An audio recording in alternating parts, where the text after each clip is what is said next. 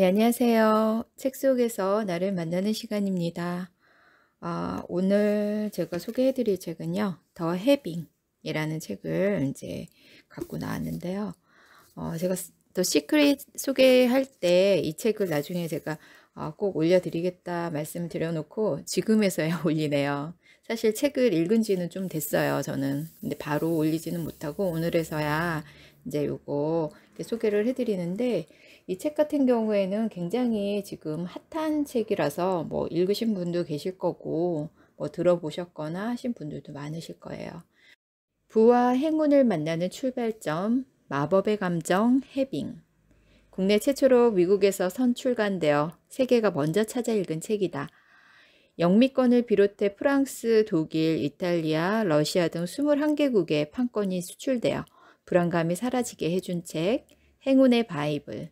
이 책을 읽고 행운이 찾아왔다는 등 찬사를 보낸 이 책은 마음가짐을 가다듬으며 원하는 것을 얻는 놀라운 가르침을 담고 있습니다. 세계적인 부자들이 성공 비결로 꼽았다는 이 운, 행운은 타고나는 것일까? 아니면 소수에게만 주어지는 것일까? 물려받은 재산도 특출난 재능도 없는 사람도 부자가 될 수 있을까? 대기업 창업주와 주요 경영인, 대형 투자자가 절체절명의 순간 찾는 사람, 이서윤. 그들은 그녀에게 자문을 구한 뒤 일생일대의 기회를 잡은 인생 퀸덤의 점프를 이뤄냈다고 합니다. 7살에 운명학에 입문해 동서양의 고전을 마스터하고 오랜 기간 한국의 경제계 리더들을 자문해온 저자 이서윤은 수만 건의 사례를 분석하고 통찰한 끝에 밝혀낸 부와 행운의 비밀을 이 책에서 집대성했는데요. 자신의 감정을 활용해 쉽고 빠르게 풍요로운 삶을 누릴 수 있도록 돕는 이 책은 자신을 괴롭히는 불안감에서 벗어나 진정으로 원하는 인생을 살 수 있도록 이끌어준다고 합니다. 두 사람의 대화를 통해 쉽게 전달되는 해빙의 가르침을 단계별로 따라가다 보면 현실적이고 지속 가능한 삶의 변화를 일으키도록 돕습니다. 자, 책으로 한번 들어가 보겠습니다. 프롤로그. 과연 나도 부자가 될 수 있을까? 그녀는 사람들을 부와 행운의 길로 인도해주는 운명이다. 신문에서 읽은 그 한 구절이 머릿속을 떠나지 않았다. 나는 창밖으로 눈을 돌렸다. 비행기 날개 아래로 이름 모를 산맥들이 끝도 없이 펼쳐졌다. 나는 행운의 여신이라 불리는 한 여성을 만나기 위해 유럽으로 가는 길이었다. 그곳에서 만나게 될 사람, 그녀는 많은 이들에게 행운을 가져다 주는 사람으로 알려져 있다. 이름은 이서윤, 마음가짐의 대가, 통찰력의 여왕, 비저너리 인치프, 데너리스 타가리엔, 모두 그녀에게 붙은 별칭이었다. 매혹적이고 신비로운 분위기의 동양 녀석인 서윤을 향해 서양인들은 구루라는 칭호를 붙여 부르곤 했다. 존경하는 정신적 지도자라는 의미를 담아 경애와 믿음의 마음을 전하는 것이다. 서윤이 특별한 삶의 길을 걷게 된 것은 7살 때부터였다. 어린 나이에 동양의 고전을 마스터하고 수만 명의 데이터를 구해 사례 분석까지 마친 그녀는 부자들의 구루로 이름을 알리기 시작했다. 20대에는 서양의 고전을 흡수하며 통찰의 폭을 넓혀갔으며 미국 유럽 등지를 찾아 그곳의 스승들과 지혜를 나누었다. 서윤의 명성을 듣고 찾아온 이들은 대기업의 창업주나 주요 기업의 경영인, 대형 투자자의 0.01%에 속하는 부자들이었다. 그들 사이에 그녀의 이름은 귀하고 비밀스러운 정보였다. 그들은 서윤에게 자문을 구한 뒤 일생일대의 기회를 잡거나 최고의 자리에 오르는 등 인생의 퀸덤 점프를 이뤄냈다. 신문기사에 따르면 서윤의 운명을 가장 처음 알아본 사람은 그녀의 할머니였다. 중국인들을 상대로 품목사업을 하던 할머니는 사주와 간상을 보는 일에 능했다. 중국 상인들은 거래에 앞서 상대의 사주를 보는 관례가 있었고, 그렇게 익힌 운명학으로 손주들의 운을 살펴보던 중 할머니는 깜짝 놀라지 않을 수 없었다. 어린 손녀 서윤이 매우 특별한 운명을 타고난 아이였기 때문이다. 기사에 따르면 할머니는 그때 이렇게 말하곤 했다. 이 아이는 내가 오늘 다루는 공부를 시켜야겠다. 이 공부를 하면 사람들에게 큰 도움을 줄 수 있을 것이다. 서윤을 만나게 되면 꼭 묻고 싶은 것이 있었다. 어떻게 해야 부와 행운의 길로 들어설 수가 있을까? 어떻게 하면 행복한 부자로 살 수 있을까? 사실 몇 달 전 세상을 떠난 아버지는 나에게 이런 부탁을 남기셨다. 현재를 희생하지 말고 진정한 부자로 살려무나. 그 방법을 찾아 너의 삶을 누리렴. 부모로부터 큰 재산을 물려받은 것도 아니고 탁월한 능력을 지닌 것도 아닌 내가 현재에 희생하지 않고 부자가 과연 될 수 있을까? 아버지의 마지막 부탁을 이뤄드릴 수가 없을 거라 생각했던 나에게 한 동료가 그 사람이라면 방법을 알려줄 거라 말해주었다. 바로 부자들의 구루 이서윤. 그녀에 대해 알아갈수록 나는 불안한 마음만 커졌다. 정재계 인사들도 만나기 힘든 사람이라는데 나처럼 평범한 사람이 과연 만날 수가 있을까? 수소문에 어렵게 찾아낸 그녀의 행방을 쫓아 비행기에 올랐지만 그녀가 다시 신기루처럼 사라졌으면 어떡하지? 그녀를 만나지 못한다면 나는 어떻게 해야 할까? 잡념을 떨치기 위해 앞좌석에 달린 테이블을 내리고 노트를 펼쳐 그녀에게 질문하고 싶은 것들을 하나씩 써내려갔다. 부자가 되는 방법은 무엇일까? 오늘을 희생하지 않고 현재를 즐기면서도 부자가 될 수 있을까? 부자가 될 수 있다면 언제 어떻게 돈이 들어오기 시작할까?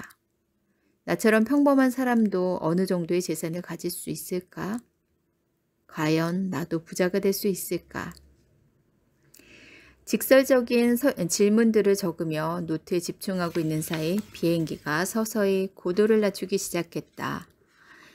순간 본능적인 예감이 들었다. 그녀를 만나고 나면 지금과는 다른 삶이 펼쳐질 것 같아. 이 책은 이서윤이라는 분하고 이제 그 홍주연 그 전직 기자였다고 하더라고요. 이분이 같이 공동 집필한 책이에요. 그래서 내용은 이제 그 홍주연 씨가 그 이서윤이라는 이제 구루를 찾아가서 이렇게 본인의 그런 걸 물어보는, 그래서 문답식으로 거의 돼 있어요. 그래서 부와 행운 이런 거에 관한 질문을 하는, 뭐 묻고 답하는, 그래서 거기서 깨달음을 얻어서 본인이 직접 그걸 실천해 보는 그런 내용이에요. 그리고 본인이 실질적으로도 같이 책을 내고, 이 책이 굉장히 외국에서 먼저 출간이 됐기 때문에 거기서 반응이 굉장히 좋았다 하더라고요. 그리고 우리나라에서 이제 다시 이제 또 이렇게 출간이 된 건데 우리나라에서도 지금 굉장히 인기가 좋더라고요.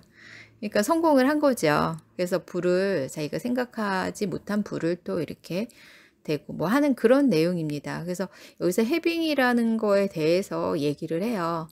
이렇게 뭐 다른 그런 책하고 되게 특별할 거는 없지만 그래도 약간은 좀 다른 면이 있어요.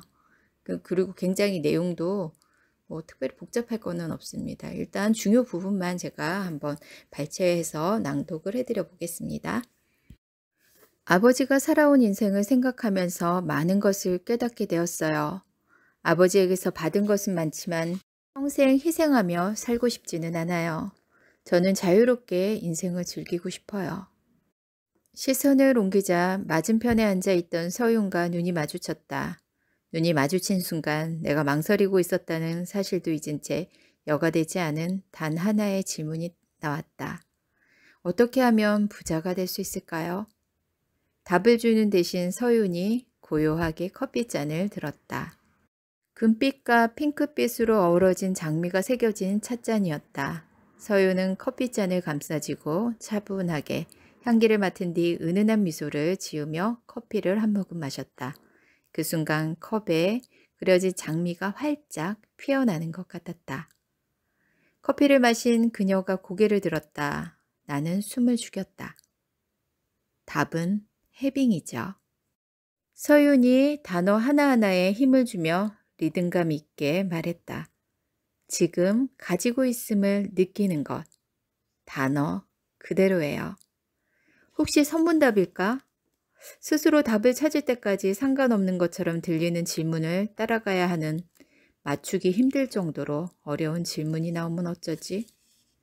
서유는 조용히 창밖을 바라보았다.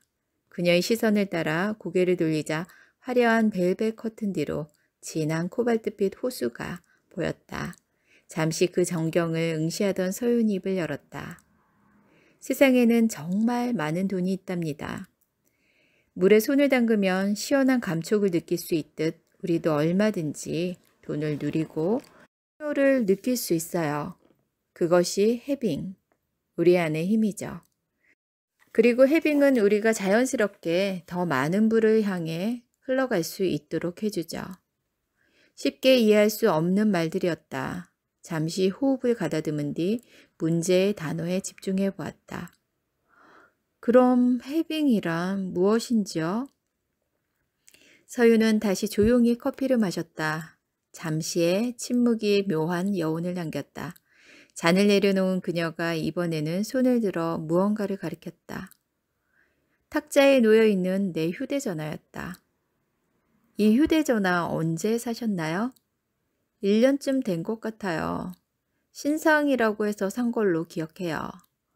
어리둥절했지만 나는 순순히 대화를 따라갔다. 그럼 1년 전으로 돌아가 보죠. 이것을 살 때 어떤 느낌이셨어요? 아, 저 휴대전화 당시 가장 비싼 신제품 아니었던가? 저걸 사면서 어찌나 마음을 졸였던지 사실 처음 봤을 때 확 마음이 당겼다. 저것만 쓰면 좀 더 스마트하게 업무를 처리할 수 있을 것 같았고 자연스럽게 좀 더 멋진 커리우먼처럼 보일 것 같았다. 한편으로는 이런 생각도 들었다. 그럼 비싼 물건을 사도 될까? 더 싼 걸로 사도 별 문제가 없을 텐데.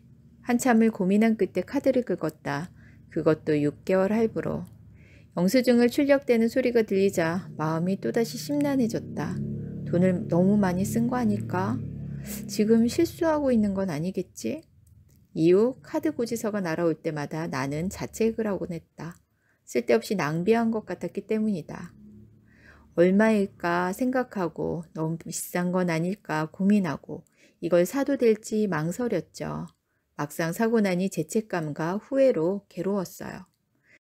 그렇게 긍정적인 감정들을 느끼지 못하셨군요. 맞아요. 유쾌한 기분이 아니었어요. 합리화하려고 노력했지만 마음이 계속 불안했어요. 서윤이 맑은 목소리로 말했다. 해빙은 돈을 쓰는 이 순간 가지고 있음을 충만하게 느끼는 거예요. 어떻게 부자가 될 수 있는지 물어보셨죠? 여러 답이 있겠지만 부자가 되는 가장 간단하고 효율적인 방법은 이거예요. 묻고 싶은 것이 너무도 많았다. 물건을 사면 돈이 빠져나가는 것 아닌가. 사고 싶은 것을 참아야만 나에게 돈이 남아있을 것 같은데 쓰면서 동시에 있다는 걸 느끼라니. 2마리 토끼를 한 번에 잡으라는 말처럼 들렸다. 해빙의 비밀. 해빙을 실천하는 방법에 대해 구체적으로 여쭤보고 싶어요. 돈이 있다고 상상하면서 그 기분을 느끼는 건가요? 아니면 내 지갑에 있는 돈을 기쁘게 느끼는 건가요? 서윤이 양팔을 감싸 안은 채 몸을 앞으로 기울였다. 홍 기자님, 우리가 느끼고 집중해야 할 것은 바로 이 순간이에요. 해빙은 지금 여기서 출발해야 해요.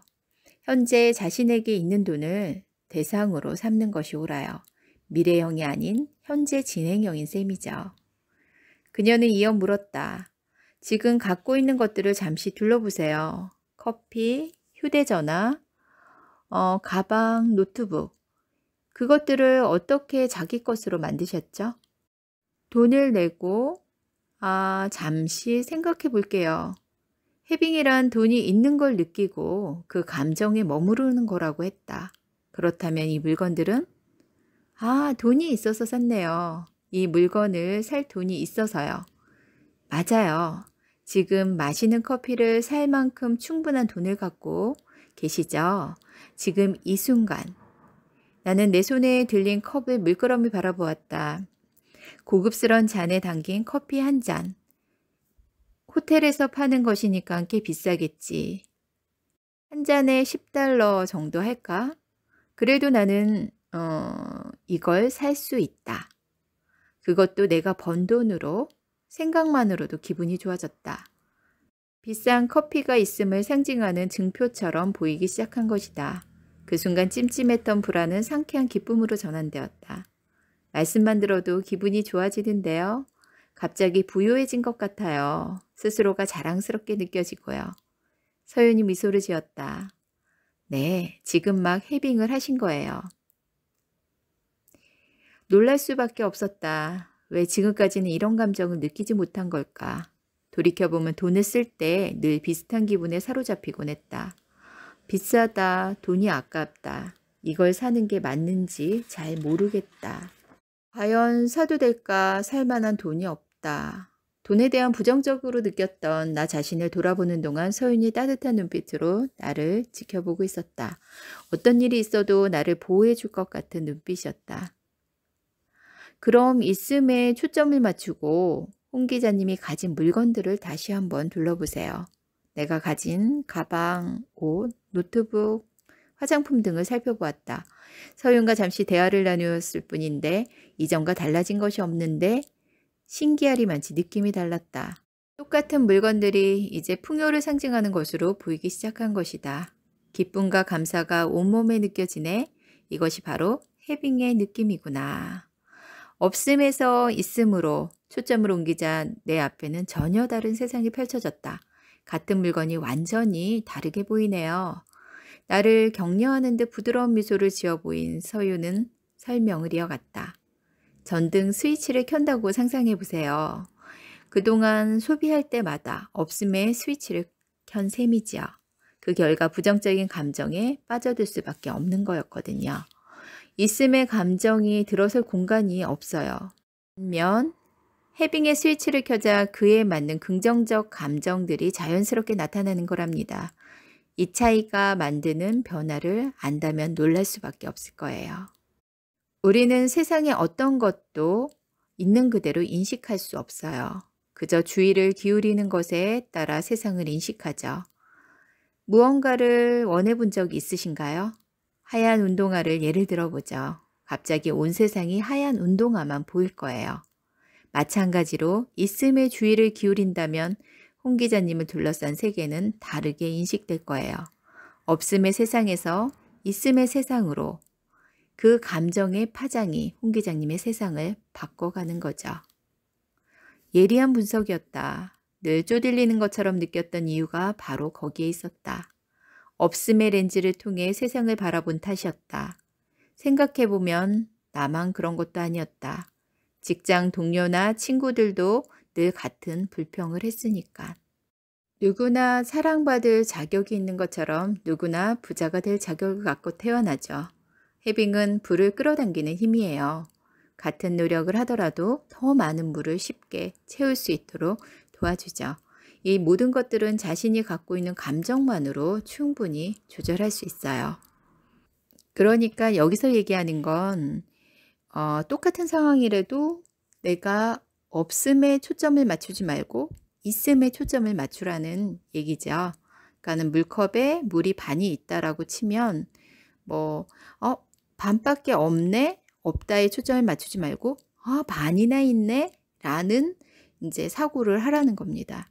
이 얘기는 다 아는 사실일 수 있어요. 자, 이 책의 저자 이서윤님에 대해서 잠깐 한번 이제 보도록 하겠습니다. 구루의 스토리, 구루의 길. 서윤은 모든 면에서 비범한 아이였다.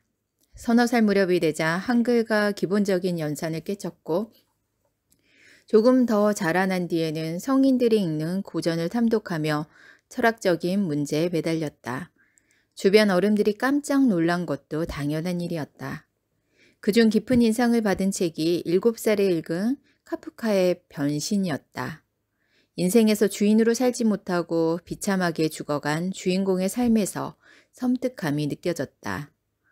주위를 돌아보니 어른들이 사는 모습도 별반 다르지 않아 보였다.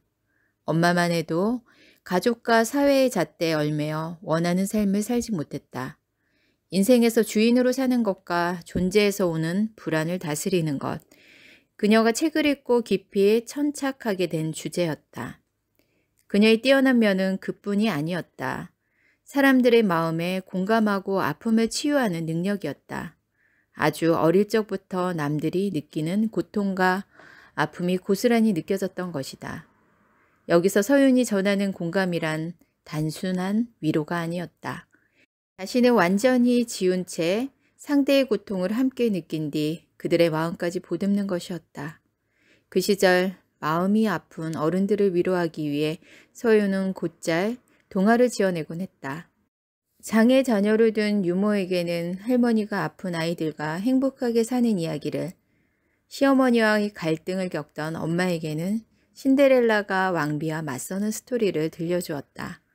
동화를 구현하면서 어린 마음에도 느낄 수 있었다. 자신의 이야기를 들으며 어른들은 위안을 받고 있었다.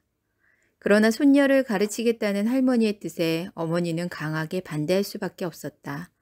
다른 사람들을 부자로 만들어주는 운명이라니. 몸이 약한 딸에게는 가한 짐과 같았다. 더욱이 현자로 된 고전은 어른들이 읽기에도 힘든 책이 아닌가. 하지만 서유는 할머니에게 배우는 공부가 재미있었다. 수천 년 전에 쓰인 책들을 탐독하면서 그 속에 숨겨진 의미를 하나씩 깨우쳐 나갔다.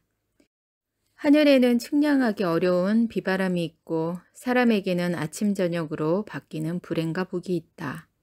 이런 글귀들이 서윤의 가슴을 울리곤 했다. 명상을 시작한 것도 7살 무렵이었다. 할머니와 함께 절에 갔을 때 그것이 마음 공부에 좋다는 소리를 듣고 100일 동안 실천하겠다고 마음먹었었다. 하지만 어린아이에게 명상은 쉬운 일이 아니었다. 무작정 무릎을 꿇고 눈부터 감았으나 한참이 지나도 무슨 생각을 해야 할지 알 수 없었다. 마음 공부에 지나치게 몰입했던 탓일까 서윤이 밤새 고열에 시달렸던 날이 있었다. 아침이 되자 열이 내리며 심한 갈증이 찾아왔다. 마침 머리맡에는 유모가 가져다 놓은 차가운 보리차가 있었다. 그걸 단숨에 들이킨 찰나 서윤의 눈앞에 새로운 세상이 펼쳐졌다. 차가 지닌 맛과향이 온몸 구석구석까지 전달되는 것 같았다. 보리차를 수없이 마셔봤지만 제대로 음미한 건 그날이 처음 같았다. 곧이어 깨달음도 찾아왔다. 지금 이 순간에 머무르는 세상, 모든 것이 바뀌게 된다. 다음 날이었다. 아침 명상을 마친 서윤이 천천히 눈을 뜨고 고요하게 숨을 들이마셨다. 신선한 공기가 코 속으로 들어와 온몸으로 퍼졌다. 그 다음 조용히 고개를 돌려 방 안에 있는 것들을 둘러보았다. 모든 것이 어제와 다르게 보였다. 그녀는 완벽하게 지금 여기에 머무르고 있었던 것이다. 하지만 어린 서윤이 깨닫지 못한 것은 하나 있었다. 그날은 그녀가 구루의 운명으로 살게 된 첫날이었다. 베로나의 햇살. 이탈리아 베로나의 불화광장, 로미오와 줄리엣의 배경이 된 낭만적인 도시 한가운데 서서 나는 서윤을 기다리고 있었다. 한 사람 한 사람 모두 주인공이 된 듯 마치 광장은 하나의 무대 같았고 여행자들은 경쾌한 발걸음으로 그 무대를 자유롭게 누렸다. 오늘을 즐기는 모습에 저도 기분이 좋아지네요. 브라운스톤의 선글라스, 옅은 핑크색 립스틱, 복숭아빛, 민소매 원피스 차림의 서윤이 경쾌한 발걸음으로 다가오고 있었다. 벌써 해빙을 실천하고 계신데요? 네? 해빙이라니요. 해빙, 내 심장을 파고든 단어. 그런데 내가 벌써 실행하고 있다니 무슨 소리일까? 지금 돈을 쓰고 있는 것도 아닌데 이 광장의 풍경과 이 햇살이 주는 축복을 지금 온몸과 마음으로 고스란히 누리고 계시잖아요. 그 기쁨에 저에게도 이렇게 전해지는걸요. 지금 이 순간을 사는 것, 그게 해빙의 첫걸음이에요. 지금 제가 해빙을 하고 있는 거라면 생각보다 정말 쉽네요. 말로만 들었을 때는 어려울 거라 생각했던 것이 조금 더 명확하게 내 일상으로 들어온 듯 했다. 이렇게 많은 사람들이 햇볕을 쬐고 있는데도 태양 에너지가 무한정 쏟아지네요. 지금까지 저는 태양을 등지고 있어서 이 에너지를 느끼지 못했나 봐요. 마찬가지로 부의 에너지도 어디선가 풍족하게 쏟아지고 있었겠죠. 네, 태양은 우리가 등을 돌리고 있는 순간에도 언제나 그 자리에 있죠. 방향을 바꾸기만 한다면 언제든지 따사로운 햇볕을 누릴 수 있어요. 긍정적인 에너지로 돈을 누리면 반드시 더 큰 돈을 당겨올 수 있어요. 에너지는 원인, 물질은 결과로 따라오죠. 진짜 부자는 돈을 쓰면서 그것을 기쁨으로 누릴 줄 알죠. 지금 주머니에 얼마가 있는지는 중요치 않아요. 해빙은 단돈 1,000원이라도 지금 나에게 돈이 있다는 것에 집중하는 데서 시작해요. 진짜 부자는 오늘을 살죠. 그날 그날의 기쁨에 충실하니까요. 가짜 부자는 내일만 살아요. 오늘은 내일을 위해 희생해야 할 또 다른 하루일 뿐이죠. 진짜 부자에게 돈이란 오늘을 마음껏 누리게 해주는 수단이자 하인이에요. 반대로 가짜 부자에게는 돈은 목표이자 주인이죠. 그 돈을 지키고자 자신의 삶을 희생하는 거예요. 자, 잠깐 구루의 스토리 잠깐 들려드리겠습니다. 고등학생 구루가 되다. 학교 앞에 웬 고급차가 이리 많지? 복잡하게 말이야. 친구들이 내뱉는 푸념을 고등학생 서유는 그저 듣고만 있었다. 차 안에 탄 사람들이 누구인지 알고 있었기 때문이다. 그들은 서윤을 만나기 위해 학교 앞으로 몰려든 사람들이었다. 7살부터 시작한 운명학 공부에 서윤은 무섭게 몰입했다. 매일 몇 시간에 걸쳐 고전을 탐구하고 사례를 분석해 나갔다. 유달리 총명한 아이였기에 배우는 속도가 매우 빨랐다. 반년이 지나자 할머니가 더 가르칠 것이 없을 정도였다. 이후 전국의 유명한 고수들을 찾아가 다양한 기법을 익혔으나 그조차도 한계가 있었다. 어느 수준에 이르자 스승들도 서윤의 질문에 답하지 못했다. 결국 혼자의 힘으로 그 답을 찾아내는 수밖에 없었다. 매일 새벽 4시에 하루를 시작하는 것, 어린 시절부터 지금까지 하루도 빠지지 않고 지켜온 일과다. 이 시간 서윤은 명상을 통해 내면의 에너지에 집중한 뒤 수많은 사례들을 비교하고 분석해 나갔다. 공부를 하면서 일찌감치 터득한 사실이 있었다. 통찰력을 키우는 열쇠가 데이터에 있다는 사실이었다. 행운과 부의 비밀을 탐구하느라 바쁜 와중에도 서윤은 학업을 등한시하지 않았다. 새벽 시간을 이용해 사례 연구에 몰두했고 학교에 가서는 수업에 집중했다. 그녀에게는 인생의 주인이 자기 자신이라는 믿음이 있었다. 학생이기를 선택한 것도 자신이었기에 그 책임을 다해야 한다고 생각했다. 고등학교 1학년이 되자 서윤은 본격적으로 부자들의 자문에 응하기 시작했다. 그녀에 대한 소문이 퍼지자 돈 되는 정보에 민감한 부자들이 가만히 있을 리 없었다. 그들은 학교 앞에 빼곡히 메운 채 서윤을 기다리곤 했다. 교실에서도 같은 광경이 펼쳐졌다. 쉬는 시간만 되면 친구들이 몰려와 긴 줄을 만든 것이다. 이 대학에 꼭 가고 싶은데 정말 합격할 수 있을까? 교회 오빠를 좋아하고 있어. 잘 되면 어떻게 해야 돼? 부모 사이가 좋지 않아. 두 분이 이혼하면 어쩌지? 소녀들의 고민이란 때로는 심각하고 때로는 사소했다. 하지만 서유는 그들의 질문을 외면하지 않았다. 단 몇 마디라도 절실하게 필요로 하는 조언을 해주었다. 상대에게 돈이 있든지 없든지 그들이 어른인지 청소년인지 중요하지 않았다. 사람의 고통이란 외형만 다를 뿐 근본적인 감정에 모두 비슷하다. 수많은 사례들을 살펴보면서 그녀가 깨달은 점이었다. 소비할 때의 마음. 해빙을 시작하자 돈을 쓰는 것이 즐거워지기 시작했다. 와, 부자가 된 것 같아. 지금 나는 진짜 부자들처럼 미래에 투자하고 있는 거야. 기분 좋게 쓸 돈이 나에게 있구나. 감사하게 생각해야지. 월급에 대한 감정도 달라졌다. 사실 이전까지는 돈이 들어와도 별다른 감흥이 없었다. 집세와 교육비, 이자가 나가면 얼마나 남을지, 이걸 벌려고 아등바등 일만 했던가 생각하면 오히려 기분이 가라앉기만 했다. 그리고 며칠 후 텅 비어버린 통장을 확인할 때 밀물처럼 허탈감이 밀려왔다. 그러나 이제 월급이 찍힌 통장을 보며 나는 이 순간을 살려고 노력한다. 와, 월급이 들어왔네. 이만큼의 벌 능력이 나에게 있구나. 집세와 아이 학원비를 내고 음식까지 살 돈이 생겼네. 이 기쁨을 실컷 만끽해야겠다.